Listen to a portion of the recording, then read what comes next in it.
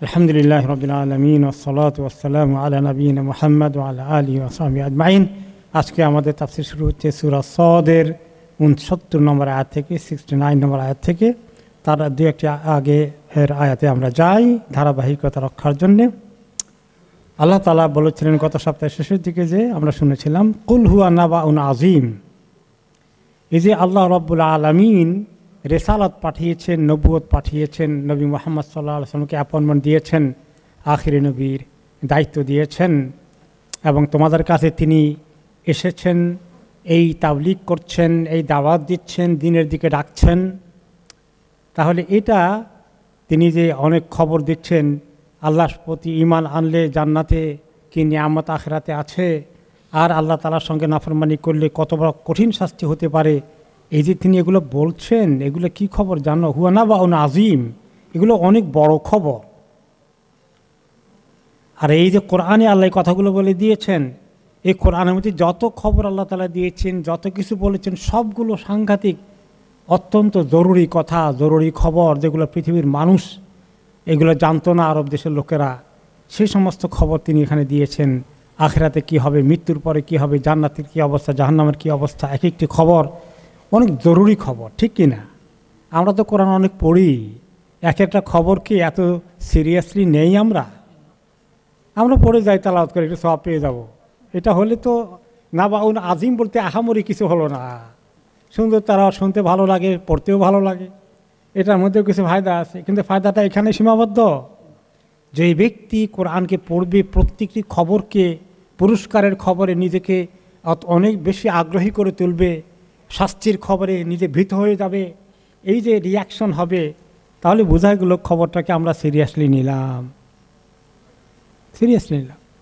তো এটা কাফেররা তো মোটেই নাই, তারা এটা কোনো পাত্তাই দেয় নাই। আমরা কিছু নিলাম, কিন্তু আমাদের নেওয়াটা খুব দুর্বল হয়ে গেল।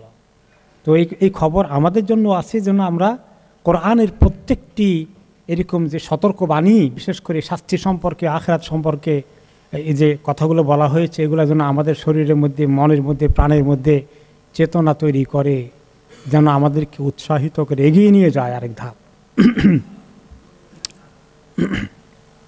আনতুম আনহু মুরিদুন, তোমরা এই কোরআনের এত বড় খবর থেকে মুখ ফিরিয়ে নিয়েছো, গুরুত্ব দাওই না। মেইনলি কাফেররা, কিন্তু তথাকথিত মুসলিম তারা জীবনেও কোরআন পড়ে না। আবার কেউ কোরআন পড়লে তেলাওয়াত পর্যন্তই শেষ। তেলাওয়াত খুব সুন্দর করে করলে যদি অর্থ বুঝি না, বুঝার চেষ্টা করে না, তাহলে কি বুঝলো কোরআনে কি বলা হয়েছে? এই জন্য কোরআনকে অর্থ সহ বোঝার চেষ্টা করা দরকার, এবং সেজন্যই তরজমা পড়া দরকার। আর এই কোরআনের মাহফিল যেখানে হয়, সেখানে থেকে এই যে শুনতে শুনতে আপনার ভিতরে একটা কোরআন বোঝার মাদ্দা তৈরি হবে, আপনার কোরআন বোঝার মতো অ্যাবিলিটি তৈরি হয়ে যাবে। আপনি দেখবেন যে তাফসীর শুনতে শুনতে আপনার কাছে আইডিয়াটা আবার তেলাওয়াত করলে অনেকটা ক্লিয়ার হয়ে যাচ্ছে, তাই না? তার শুধু তেলাওয়াত করে চলে গেলাম, একটুও চিন্তার দরকার নাই কি আল্লাহ তাআলা বলেছেন, একটুও খবর নেওয়ার দরকার নাই।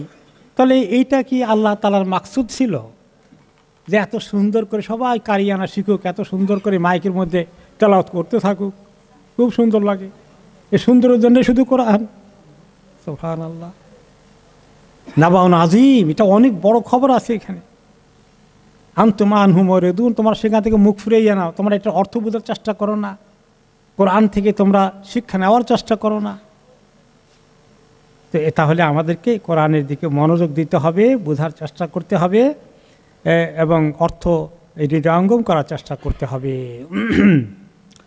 মা কানা লিয়া মিন ইলমিন বিল মালাইল আলা ইয ইয়াখতাসিমুন। এবার আল্লাহ তাআলা বলছেন, আপনি বলেন তো ওদেরকে যে মা কানা লিয়া মিন ইলমিন বিল মালাইল আলা, উপরে আল্লাহ তাআলার আরশ আজিমের পাশে মালাইল আলা, আল্লাহর পাশে থাকেন যে ফেরেশতাগুলো, তাদের সঙ্গে আল্লাহ তাআলার কি কথোপকথন হয়েছে, কি ঘটনা সেখানে ঘটেছিল, এই ব্যাপারে তো আমার কোনো নলেজই ছিল না। কি কথাবার্তা হয়েছিল? ইয ইয়াখতাসিমুন, ফেরেশতারা যখন আল্লাহ তাআলার সঙ্গে বিতর্ক করছিল। ফেরেশতারা কেমনি বিতর্ক করে? বিতর্ক বলতে তর্ক বিতর্ক যেটা আমরা বলি এইরকম না, একটা খবর আল্লাহ তাআলা দিয়েছেন, সেই ব্যাপারে ওনারা কিছুটা ওনাদের অভিজ্ঞতার আলোকে আল্লাহ তাআলার সঙ্গে জানার জন্য, বোঝার জন্য কিছু কথা বলেছেন যেগুলা মনে হয় যেন ওনারা খুব হ্যাপি না, খুব প্লিজ না। সেই ব্যাপারটা কি আমরা অনেকবার শুনেছি। সেটা হলো, একটু পরে আসতেছে, ইউহা ইলাইয়া ইল্লা আন্নামা আনা নাযীরুম মুবিন। হে লোকেরা, নবী আপনি বলে দেন, ইউহা ইলাইয়া, আমার কাছে ওই খবরগুলো, আমি তো সেখানে ছিলাম না। ফেরেশতাদের সঙ্গে আল্লাহ তাআলার কি কথোপকথন হয়েছে, আমি সেখানে ছিলাম না। ইউহা ইলাইয়া, আমার কাছে ওগুলার ওহী করা হয়েছে। ইল্লা আন্নামা আনা নাযীরুম মুবিন, সেই ওহীর পাওয়া খবরগুলোর দায়িত্ব আমি তোমাদেরকে পৌঁছে দিই, প্রকাশ্যভাবে সুস্পষ্টভাবে তোমাদের কাছে পৌঁছিয়ে দিচ্ছি আল্লাহ তাআলার পক্ষ থেকে। নাযীরুম মুবিন, তিনি আমাকে দায়িত্ব দিয়েছেন, নাযীর করেছেন, বাশির করেছেন, রাসূল করেছেন, নবী করেছেন, তোমাদেরকে খবরগুলো পৌঁছিয়ে দিতে। আল্লাহর কথা মানলে তোমাদের কি মর্যাদা আছে, আর অমান্য করলে কি ক্ষতি হবে, এগুলো আমি সতর্ক করে দিয়ে পরিষ্কারভাবে যেন বুঝিয়ে দিয়ে যাই, এই দায়িত্ব দিয়ে আল্লাহ তাআলা আমাকে ওহী দিয়ে পাঠিয়ে দিয়েছেন। আসমানের সব খবর তো আমার কাছে ছিল না কোনো দিনও। এখন আসমানের খবরটা কি, একটা জরুরি খবর ছিল একটা। ইয ক্বালা রাব্বুকা লিল মালাইকাতি ইন্নী খালিকুম বাশারাম মিন তিন। হে ফেরেশতারা, ইয ক্বালা রাব্বুকা, এখন আল্লাহ তাআলা বলছেন, হে নবী, আপনার রব বললেন লিল মালাইকা, ফেরেশতাদেরকে, ইন্নী খালিকুম বাশারাম মিন তিন, যে আমি মানুষ সৃষ্টি করব মাটি থেকে। মানুষ সৃষ্টি করব, আদমকে সৃষ্টি করব। ফাইযা সাওয়াইতুহু ওয়া নাফাখতু ফীহি মির রূহি ফাকাউ লাহু সাজিদিন। আমি এমন মানুষ সৃষ্টি করছি, এমন বড় সম্মানিত এক মাখলুক সৃষ্টি করছি, যাকে আমি সাওয়াইতুহু, ঠিকঠাক করে একদম তার শেপ তৈরি করে ফেলবো। মাটি দিয়ে শেপ তৈরি করবেন, তাই না? একদম একটা শেপ বানিয়ে ফেলবো, তার আদমের সুরত বানিয়ে ফেলবো।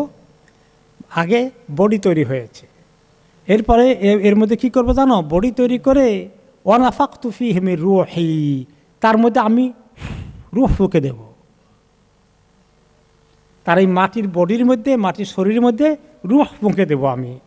যখন রূহ ফুঁকে দেব, তখন সে তো জীবন্ত হয়ে যাবে।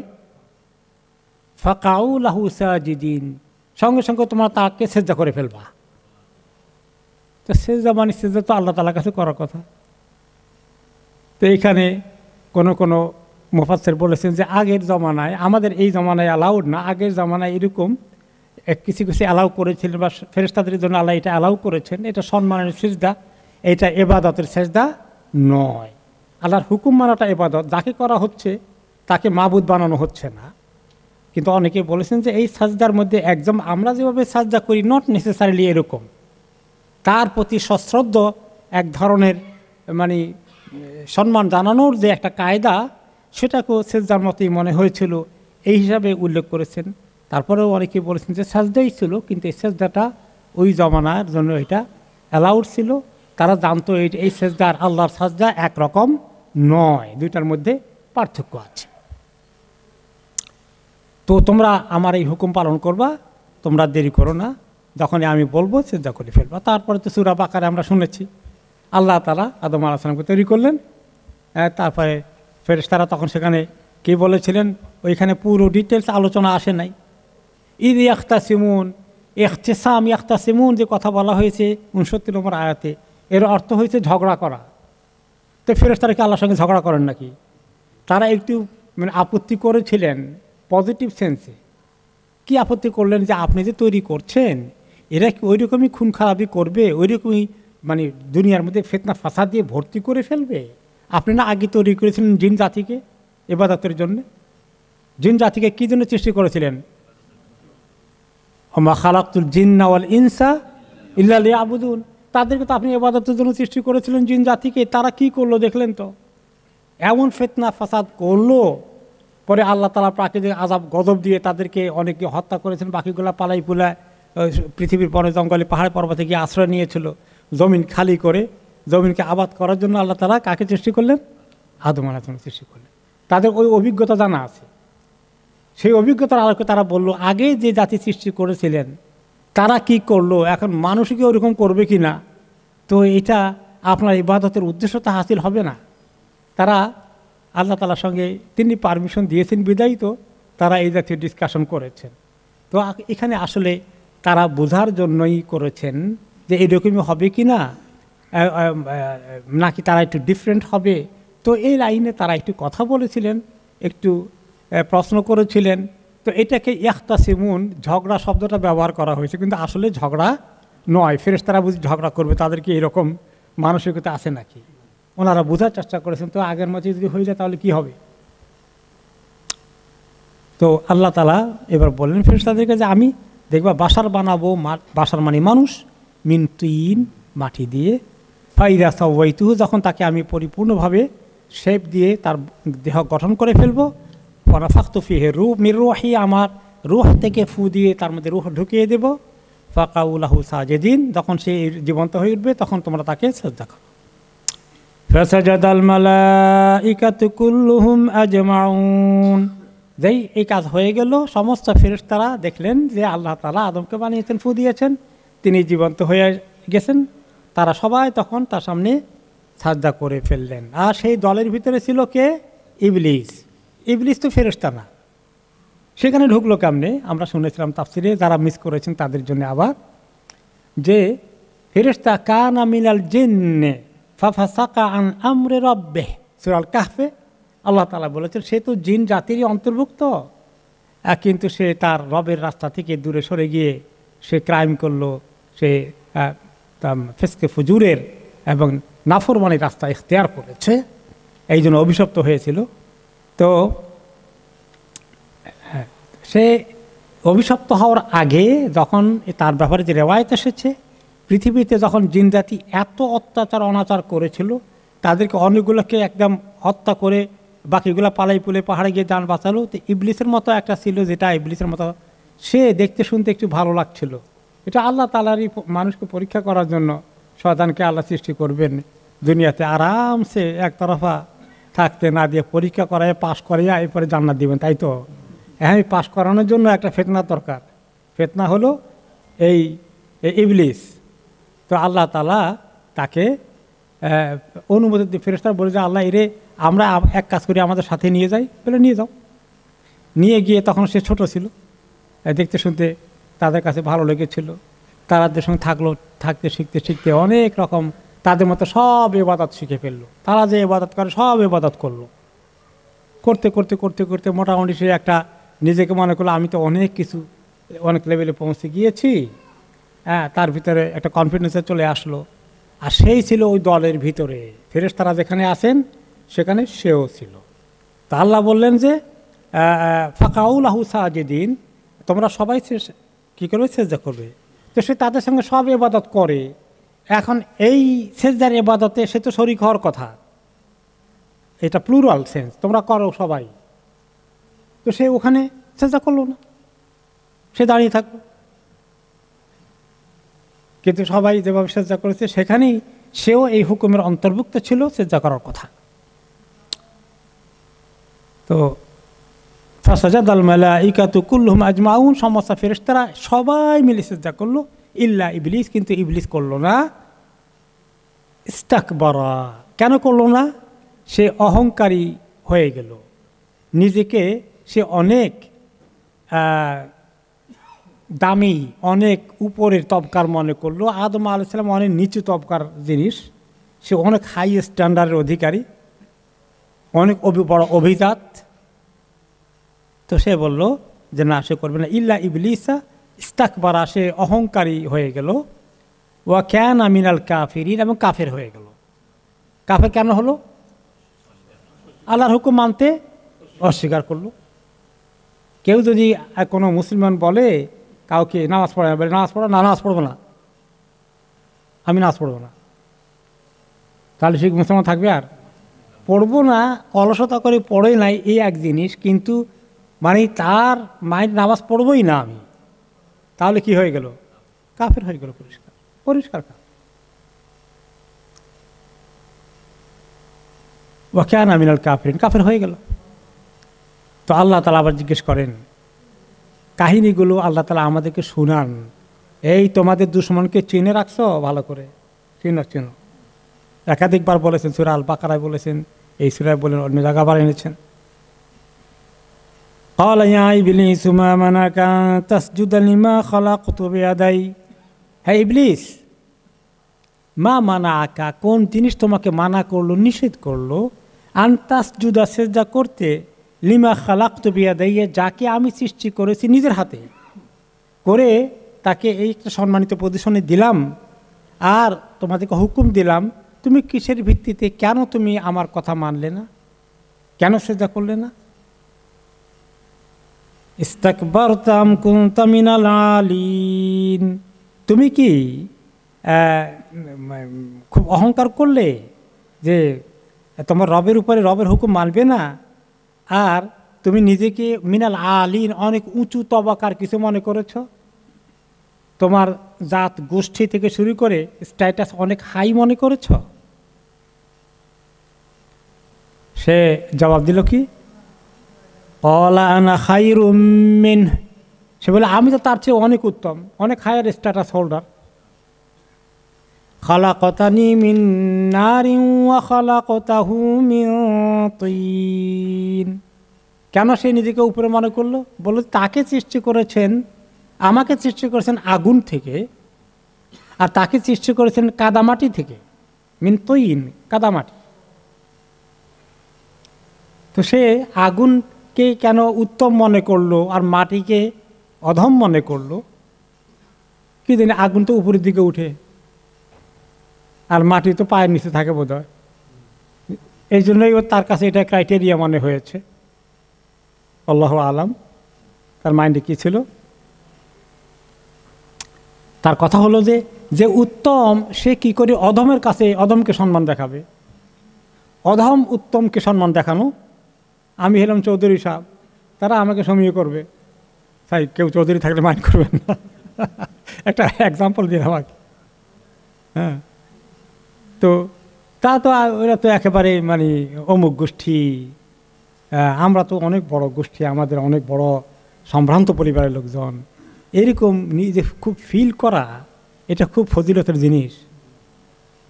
আচ্ছা বলেন তো, যে আমরা যারা অমুক গোষ্ঠী তমুক গোষ্ঠী বড় বড় গোষ্ঠীর মধ্যে দাবি করি, খুব সম্মানিত বোধ করি, আর পাশের প্রতিবেশী একটু অবস্থা একটু গরিব ইত্যাদি যে কোনো কারণে তাকে আমরা মনে করি সেটা আমাদের ক্লাসের লোক না।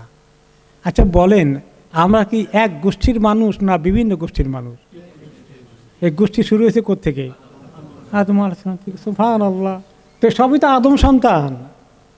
এখন আমি যদি মনে করেন আমার দাদা বাবা আছেন, সেখান থেকে আমিও অনেক কিছু বড় হয়ে গেছি, এখন আমি আমাদের ভাইদেরকে বলি, আরে রাখো, তোমার ক্লাস আর আমার ক্লাস কি সমান নাকি? তো হলো এটা। তো অন্য মানুষ তো আমার ভাই, সব তো আমরা বড় এক বড় বাপের ছেলে সন্তান, সবগুলা একই ফ্যামিলির, মানব ফ্যামিলির সদস্য, আমরা আদম ফ্যামিলির সদস্য। ঠিক আছে, বিয়ে শাদী থেকে শুরু করে অন্য বিষয়ে মানুষ যেভাবে এইভাবে জাত খোঁজে, এই এত জাতকে এত গুরুত্ব দেওয়া, কোরআন হাদিসের নামাজ পড়ে কিনা, রোজা রাখি না ঠিকমতো, কোরআন সব শিখছে কিনা, এগুলো গুরুত্ব নাই, জাত বংশ কোনটা, এটাকে এমন খোঁজাখুঁজি করে। তো আসলে হলো যে হ্যাঁ, কোনো কোনো ক্ষেত্রে যেটা আছে যে মানুষের চলাফেরার একটা স্ট্যান্ডার্ডের মধ্যে দুনিয়াবী দৃষ্টিতে কিছু ব্যাসকম হতে পারে, এটা একেবারে অস্বীকার করা কিছু না, কিন্তু তারপরেও এটাকে এত বেশি গুরুত্ব দেওয়া, দিনের গুরুত্ব কম দেওয়া, নামাজ পড়ে কিনা এটা জিজ্ঞাসা করলো না। হ্যাঁ, অমুক বংশের, হ্যাঁ হামরি বড় কিছু, হ্যাঁ এটা আর কোনো কথা নেই। এটাই কি ক্রাইটেরিয়া, উত্তম হওয়ার ক্রাইটেরিয়া এটা? ইন্না আকরামাকুম ইনদাল্লাহি আতকাকুম, আল্লাহ তাআলা বলেছেন তোমাদের মধ্যে সেই ব্যক্তি আল্লাহর কাছে সবচেয়ে বেশি সম্মানিত যে ব্যক্তির তাকওয়া বেশি। এখন তাকওয়া কার বেশি? কে বলবে যে আমার তাকওয়া অনেক বেশি আপনার থেকে? এটা বলার সুযোগ আছে? নাউজুবিল্লাহ। তো এটা বললে তো তাকওয়া যে আরও কম, এটা বোঝা গেল। যার তাকওয়া আছে সে কোনোদিন ক্লেম করতে পারে যে আমার তাকওয়া আছে? কখনো নয়। তাহলে মানুষকে নিজেকে অনেক উত্তম মনে করার কোনো সুযোগ নেই। তবে যদি আপনাকে আমাকে আল্লাহ তাআলা কোনো নিয়ামত দান করেন, অবশ্যই আমরা আল্লাহর কাছে কৃতজ্ঞ থাকবো সে নিয়ামতের জন্য। আল্লাহ তাআলা দিন দিলে, ঈমান দিলে, আমল দিলে, আলহামদুলিল্লাহ, আল্লাহ শুকর আদায় করি, আল্লাহ যেন কবুল করেন। কিন্তু আমাদের তো কবুল হয়ে গেছে, কোনো গ্যারান্টি নাই। আমরা আমল করি, যদি সামান্য কিছু আল্লাহর কাছে ভিক্ষা চাই যে আল্লাহ মেহেরবানি করে আমলটা কবুল করেন, আল্লাহ যে কবুল করবেন কোনো গ্যারান্টি পাওয়া গেছে? তো এই জন্য আমরা কখনোই কোনো কিছুতেই কথাবার্তায় আল্লাহ আমাদেরকে মাফ করুন, কখনোই কাউকে তুচ্ছ তাচ্ছিল্য নিচু মনে করা, আমরা একটু উপরে আসি এরকম ভাবা, এটা মোটেই ঠিক না। আমি একটা ফ্যামিলিতে জানি যে কোনো এক ফ্যামিলিতে তথাকথিত একটু উপরের তলার মানুষ, আর আরেক ফ্যামিলি সেই পরিবারের ছেলে আবার অনেক একটু মোটার তুলনায় একটু নিচু তলার মানুষ। তার মেয়ের সঙ্গে অমুকের ছেলের একটু মোটামুটি বোঝাপড়া হয়ে গেছে, সো কল ভালোবাসার মতো হয়ে গেছে, তারা একে অপরকে বিয়ে করতে চায়। কিন্তু যিনি এই ছেলের বাবা, তিনি বড়, তিনি ইসলামিক ব্যাকগ্রাউন্ড ভালো, তার এবং ওই মেয়ের বাবাও তার ইসলামিক ব্যাকগ্রাউন্ডও অনেক ভালো, ওই ফ্যামিলিও ভালো, ইসলামিক দিক থেকে সব ঠিক আছে, কিন্তু একটু দুনিয়াবী দিক থেকে সমান না। কিছুতেই সে ছেলেকে এখানে বিয়ে করতে যায়নি, অন্য জায়গায় ছেলেকে বিয়ে করতে বাধ্য হলো। এই ছেলের সাফারিং এখনও চলতেছে, বহু চলতেছে। এবং এমন এক লোক যিনি তার ছেলেকে বিয়ে করতে দিলেন না এখানে, উনি অনেক উচ্চ মাপের মানুষ, কিন্তু এখানে মিস্টেক করে ফেলেছেন যে তাদের বাড়িঘর তেমন কিছু নাই। তো এই জন্য এই জিনিসগুলো ভালো না, খবরদার। কোনো ক্ষেত্রে আছে যে আমরা পছন্দ হয় না, আমাদের কোনো দিক থেকে মিলবে না, ঠিক আছে। কুফু একটা কথা আছে, অনেকেই কুফুকে খুব বেশি গুরুত্ব দেয়। আবার কুফু মানে কি, যে উভয় পরিবার যেন বরাবর হয়, কাছাকাছি হয় বিভিন্ন দিকে। তো কুফুর সবচেয়ে বেশি গুরুত্ব হলো দিন, টাকা পয়সা বেশি না কম, এইটার কুফু হিসাব করতে তো বলে নাই। বংশবুনিয়াদের একটু বংশবুনিয়াদের মানুষ, একেবারে বিরাট বংশের কিছু তথাকথিত পরিচয় আছে, কিন্তু সেই ব্যক্তি নামাজ পড়ে না, সে তাস খেলে, সে জুয়া খেলে, সে মদ খায়, সে ঘুষ খায়। আর আরেক পরিবারের এত আহামরি নাম করা কিছু নাই, তারা কিন্তু দিনদার, তাদের মধ্যে তাকওয়া আছে, দিন আছে, ইলম আছে। কার শান আল্লাহর কাছে বেশি? ইন্না আকরামাকুম ইনদাল্লাহি আতকাকুম। কাজে এগুলো গর্ব করার কিছু না, এগুলো একেবারেই খুবই মানুষের জন্য ক্ষতির কারণ, এবং এই জিনিসটা ইটসেলফ তার মধ্যে অহংকার নিয়ে আসবে। আর অহংকারকে আল্লাহ খুব পছন্দ করেন না। তো এখন আল্লাহ তাআলা বলছেন এবার যে তুমি এত কথা বলে ফেললে, যে তোমাকে আমি আগুন থেকে বানিয়েছি। আগুন থেকে বানিয়েছি কি, খুলিকাতিল জিন্নু মিনান নার, জিনদের অরিজিনাল হচ্ছে আগুন দ্বারা, আর খুলিকাতুল ইনসু মিনাল আরদ মিনাত তুরাব মিন তুরাব, খুলিকা আদম মিন তুরাব, আদমকে সৃষ্টি করা হয়েছে মাটি থেকে। তো এই যে মানুষের সে যে এই চিন্তা করেছিল যে তুমি উপরে জাতের লোক, এটা তোমার জন্য অনেক ক্ষতি হয়েছে। আল্লাহ তাআলা তাকে বললেন, ক্বালা ফাখরুজ মিনহা ফাইন্নাকা রাজিম, বের হয়ে যাও এখান থেকে, আমার রহমতের চৌহদ্দি থেকে বেরিয়ে যাও, তুমি আজকে মালউন হয়ে গেছো, অভিশপ্ত হয়ে গেছো। ফাইন্নাকা রাজিম, তুমি অভিশপ্ত, তুমি অভিশপ্ত, তোমার সমস্ত খায়ের থেকে তুমি বিতাড়িত। রাজিম মানে বিতাড়িত, যে বিতাড়িত শয়তান থেকে পানা চায়, আউযুবিল্লাহর অর্থ, তাই না? রাজিম বিতাড়িত, অভিশপ্ত, যাকে আল্লাহ তাআলা এক্সপেল করে দিয়েছেন, তার রহমত থেকে বঞ্চিত করে দিয়েছেন। তুমি আজকে থেকে আমার রহমত বঞ্চিত হয়ে গেলে।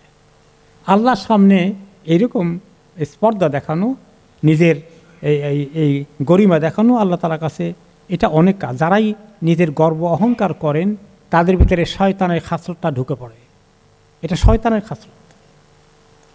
ওয়া ইন্না আলাইকা লানাতি ইলা ইয়াউমিদ্দিন, তোমার উপর আমার লানত পতিত হবে, একদম কিয়ামত পর্যন্ত তোমার উপর লানত পতিত হতে থাকবে।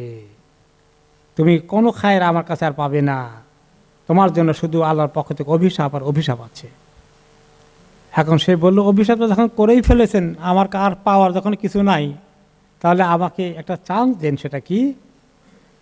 ক্বালা রাব্বি ফানযিরনি ইলা ইয়াউমি ইউবআসুন, সে বলল, হে আমার রব, তাহলে একটু আমাকে অবকাশ দেন, একদম শেষ দিন পর্যন্ত, কিয়ামত পর্যন্ত আমাকে অবকাশ দেন, শেষ দিন পর্যন্ত অবকাশ দেন, যেন আমি হায়াত পাই এবং আমার এই দীর্ঘ জীবনের হাজার হাজার বছর বেঁচে থেকে যত মানুষকে আমি জাহান্নামে নিতে পারি, এইটার জন্য সে আল্লাহ আমাকে সুযোগ দিতে হবে। কি হতভাগা, আহারে কি হতভাগা, তাই না? সে যদি বলতো যে আল্লাহ আমি ভুল করে বসি, আল্লাহ আপনি মাফ করে দেন, আমি অহংকার করেছি, তাকাব্বর করেছি, তাহলে তো আল্লাহ মাফ করার কথা, তাই না? তো এই জন্য আমরা সবসময় যেন আল্লাহর কাছে মাফ চাই, আমরা জাস্টিফাই না করি। তো ইলাইয়মে বাতুন, একেবারে কিয়ামতে শেষ হওয়া পর্যন্ত, আখিরাতের আগ পর্যন্ত আমাকে হায়াত দেন। ক্বালা ফাইন্নাকা মিনাল মুনযারিনা ইলা ইয়াউমিল ওয়াকতিল মালুম। তোমাকে আমি সুযোগ দেব, তোমাকে অবকাশ দেওয়া হবে ইলা ইয়াউমিল ওয়াকতিল মালুম, নির্দিষ্ট সময় পর্যন্ত। সে নির্দিষ্ট সময় কখন?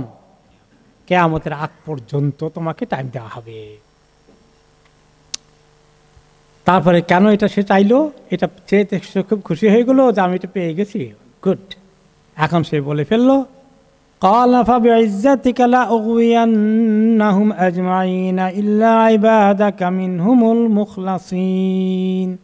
হে আল্লাহ, আপনার ইজ্জতের কসম করে বলছি যে আমি তাদের সবাইকে ধোঁকা দেব, সবাইকে ধোঁকা দেওয়ার চেষ্টা করব।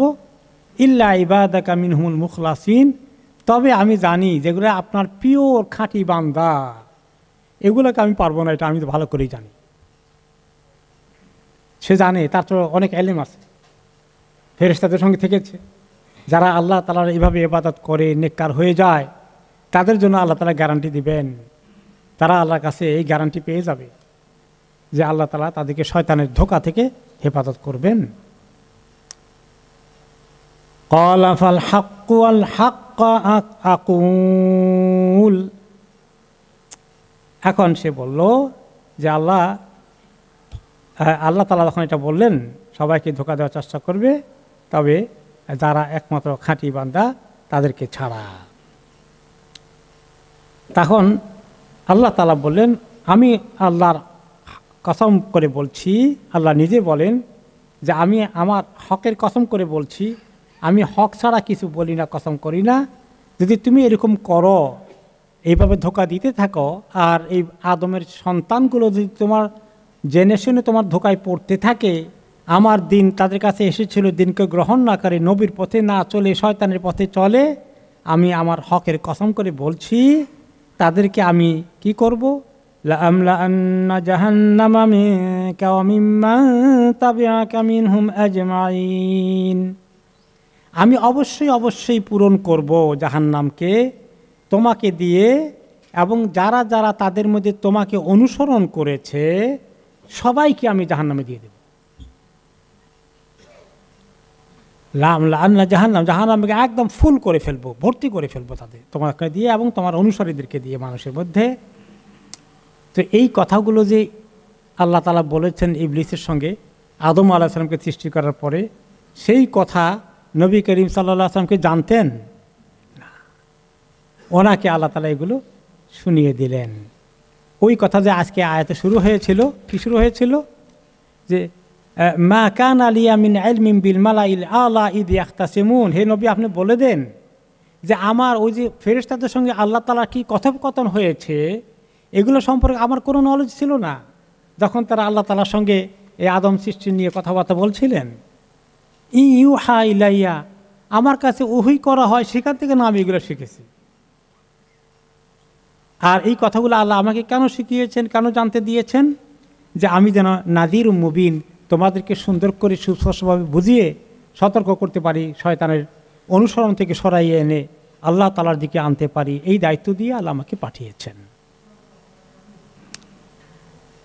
তো আমি যে এগুলো করি, তা আমি কি তোমাদের কাছে এর বিনিময়ে কোনো কিছু বিশাল প্রতিদান পাওনা চাই? আমাকে এত ফি দেওয়া লাগবে, এত টাকা দিতে হবে? আমি তো ফি সাবিলিল্লাহ, আল্লাহ দিনের এই পেগাম তোমাদেরকে পৌঁছিয়ে দিচ্ছি। কুল মা আসআলুকুম আলাইহি মিন আজর ওয়া মা আনা মিনাল মুতাকাল্লিফিন। আপনি বলুন যে আমি তোমাদের কাছে কোনো বিনিময় চাই না, কোনো পারিশ্রমিক চাই না, কোনো ফি চাই না, কোনো বেতন চাই না, এবং আমি নিজে খুব কষ্ট করে কোরআন তৈরি করি না, আমাকে এগুলো কিছু করতে হয় না, আমি কোনো কিছু বানাতে হয় না, রচনা করতে হয় না, আমাকে কোনো কিছু এগুলার জন্য কসরত করতে হয় না, আমাকে সব ওয়াহির মাধ্যমে আল্লাহ তাআলা রেডিমেড দান করে দিয়েছেন আর তোমাদের কাছে পৌঁছাইতে বলেছেন। ইন হুয়া ইল্লা যিকরুন লিল আলামিন। আর এই যে কোরআন আল্লাহ তাআলা দিয়েছেন, এই কোরআনটা আমি নিজে বানাইনি, আমার বানানো, আমার আবিষ্কার নয়, এটা আল্লাহ তাআলা দিয়েছেন। কেন দিয়েছেন? যিকরুন লিল আলামিন। যিকের অর্থ হচ্ছে আমরা যে করছি না আল্লাহকে ডাকা, কিন্তু এখানে যিকেরের অনেক অর্থ আছে। যিকের মানে সালাত, যিকের মানে যেটা আমাকে মনে করিয়ে দেয়, স্মরণ করিয়ে দেয়, স্মরণিকা, রিমাইন্ডার। ইন হুয়া ইল্লা যিকরুল লিল আলামিন। বিশ্ববাসীর জন্য আল্লাহ তাআলা বিশাল এই বাণী দিয়েছেন, বিশাল তাদের জন্য রিমাইন্ডার, স্মরণিকা, তাদেরকে মৌলিক কথাগুলো আল্লাহ তাআলা মনে করিয়ে দিচ্ছেন, কারণ তাদেরকে আল্লাহ ইবাদতের জন্য সৃষ্টি করেছেন, তাদেরকে হিসাব দেওয়া লাগবে, তাদের জন্য জান্নাত জাহান্নাম ইত্যাদি কথাগুলো আছে। এই সব কথা আল্লাহ তাআলা এখানে যে বলে দিয়েছেন কোরআনের মাধ্যমে, এটা পৌঁছানোর আমার দায়িত্ব। অন্য আয়াতে বলেছেন ওমা আলাইনা ইল্লাল বালাগুল মুবিন। আমাদের নবীদের প্রতি সুস্পষ্ট কথা বলে দেওয়া ছাড়া আর কোনো দায়িত্ব আমাদের নাই, যে জোর জবরদস্তি মানুষকে দিনের ভিতরে ঢুকাতে হবে, এমন কিছু নয়। যাদের খুশি ওমা আলাইনা ইল্লাল বালাগুল মুবিন, আমাদের নবীদের কাজ হচ্ছে মানুষের কাছে আল্লাহর কথাগুলিকে সুন্দর করে প্রকাশিতভাবে একদম ক্লিয়ারলি প্রচার করে দেওয়া, প্রকাশ করে দেওয়া। ওয়ালা তা'লামুন্না নাবাহু বা'দা হিন। আর মনে রেখো, এই যে আমি এতগুলো কথা বলে গেলাম, এই কথাগুলো যে আখেরাত আছে, আল্লাহর কাছে হিসাব হবে, জান্নাত আছে, জাহান্নাম আছে, এইগুলো তোমাদের বিশ্বাস করতো না মক্কার লোকেরা। কি বললো তারা? সূরা ইয়াসিনে এসেছিল যে ওয়াহিয়া রামিম, তিনি হেলমাউতা, তিনি মৃত মানুষকে আবার চিন্তা করবে না আখেরাতে। এই জীবনই শেষ জীবন, আর কোনো জীবন নাই, পাউডার হয়ে গেছে হাড্ডিগুলো পর্যন্ত, তার অস্তিত্ব নাই লক্ষ লক্ষ হাজার হাজার বছর আগের। এদেরকে আবার কীভাবে চিন্তা করবেন? আরেকটি জীবন কোনোদিনও হবে না। হ্যাঁ, তো এগুলা তোমরা সব অস্বীকার করলে। ওয়ালা তা'লামুন্না নাবাহু বা'দা হিন। একটু পরেই, কিছু সময় পরেই একদিন সব কিছু এগুলো জানতে পারবে। তো জানার জন্য কিন্তু হাজার হাজার লক্ষ লক্ষ বছর অপেক্ষা করতে হবে না। যখন মৌত চলে আসে তখন কিন্তু সব জানার সুযোগ হয়ে যায়। তখন কাফেরদের আর কোনো শোয়া সন্দেহ থাকে মোটেই না। প্রত্যেকটি বেঈমান, কাফের, বেদিন, নাস্তিক, যখন তার মৃত্যু হয়, মৃত্যুর সময় সে সব বুঝে ফেলে যে এসব তো দেখতে পাচ্ছে, ফেরেশতা দেখা যায়, এবং আমার করুণ পরিণতি কি হতে যাচ্ছে। তাকে জাহান্নাম দেখানো হয়, ওই জাহান্নাম তোমার ঠিকানা হচ্ছে। আর মুমিনকে কি দেখানো হয়? জান্নাত, জান্নাত দেখানো হচ্ছে। তো এসব মৃত্যুর সময় একদম কনফার্ম হয়ে যায়।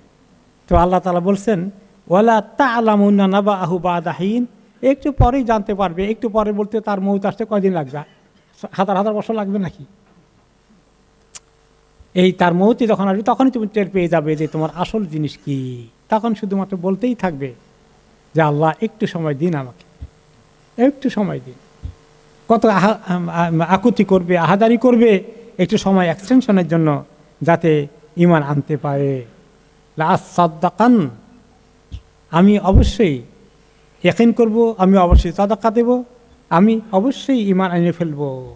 এই কথা কত আয়াতে আল্লাহ তাআলা বলে দিয়েছেন, কিন্তু সে কথা শোনা হবে না।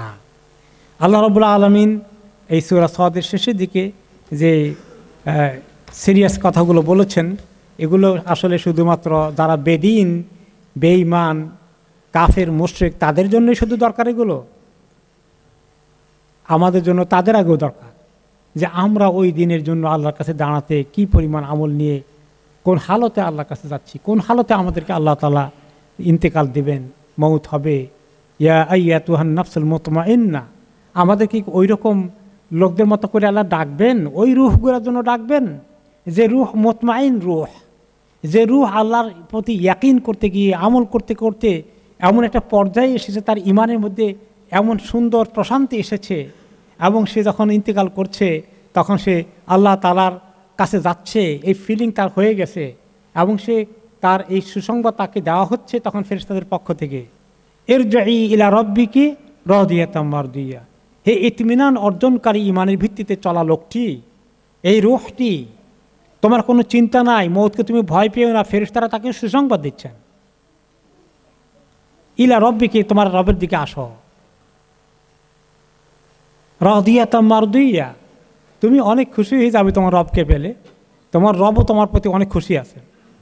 ফাদখুলি ফি জান্নাতি, ফাদখুলি ফি ইবাদি ওয়াদখুলি জান্নাতি, তুমি আমার ওই সত্যিকার আবেদ বান্দাদের দলে ঢুকে পড়ো, তোমার রূহ সেখানে যাবে, ইয়েনের মধ্যে যাবে, নেককারদের সাথে তোমার হাসর হবে, ওয়াদখুলি জান্নাতি, তুমি জান্নাতে প্রবেশ করে ফেলবে। তো এই নফসকে এই সুন্দর সুসংবাদ দিচ্ছেন আল্লাহ তাআলা, মোমেনদেরকেও দেখাবেন, আর যারা তার বিপরীত তাদেরকেও আল্লাহ তাআলা কঠিন চ্যালেঞ্জের খবরগুলো ওই সময় দেখাবেন। তার জন্য জাহান্নামের কী স্মৃতি দৃশ্য আসছে ওগুলো দেখানো হবে, ওই জাহান্নাম তোমার ঠিকানা। মোমেনদেরকে দেখানো হবে জান্নাত, আর যারা বিপরীত অবস্থানে আছে তাদেরকে দেখানো হবে জাহান্নাম। আল্লাহ তাআলা আমাদেরকে এমন ঈমান দান করুন, যেই এমন দান করুন যে ঈমান মউতের সময় আমাদের কাছে জান্নাতের সুসংবাদ নিয়ে আসবে। আল্লাহুম্মা জাআলনা মিনহুম। আগামী সপ্তাহ থেকে আমরা ইনশাআল্লাহ সূরা আজ-জুমারের তাফসীর শুনব। সূরা জুমার আমার কাছে অত্যন্ত প্রিয় সূরা, কারণ এই সূরার মধ্যে জান্নাতীদের সুসংবাদ তাদের জন্য কিভাবে দেওয়া আছে, আর জাহান্নামীদের সুসংবাদ কিভাবে তারা কিভাবে যাবে দলে দলে, এটা বিস্তারিত বর্ণনা আছে। আমি আশা করব কেউ মিস করবেন না ইনশাআল্লাহ।